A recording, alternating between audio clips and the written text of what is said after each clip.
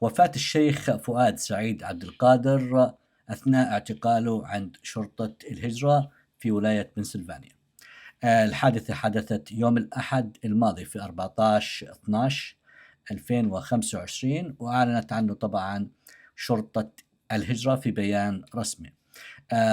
فؤاد سعيد عبد القادر هو مواطن أريتري مولود في السعودية، موجود في أمريكا على جرين كارد، حصل على جرين كارد عام 2018.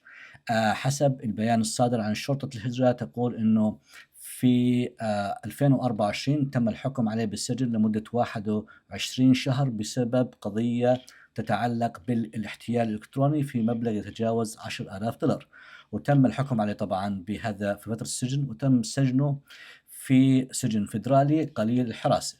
زارت شرطة الهجرة في شهر 7 2024، يعني قبل الإدارة الحالية، على هذا السجن، وقالوا أنه هذا عنده سبب وجيه للترحيل. بعد ما خرج من السجن اعتقلوه واحتجزوه لمدة 215 يوم حتى يوم وفاته يوم الأحد الماضي. أصيب في ألم بالصدر، نقلوا طبعا حاولوا يسعفوه لكنه توفي، والآن في تحقيق من قبل الشرطة والطب الشرعي في ولاية بنسلفانيا. وتم إخبار طبعا الكونغرس الأمريكي في هذه الحالات، لأنها ثاني حالة وفاة في هذا المعتقل خلال عدة أشهر، وأيضا إخبار القنصلية التابعة لها هذا الشيخ. إذن هذه الوفاة تم الإعلان عنها كثاني حالة وفاة في هذا المركز خلال عدة أشهر لطبعا الشيخ فؤاد سعيد عبد القادر، اللي تم اعتقاله 215 يوم في قضية ينظر بها أمام محكمة الهجرة.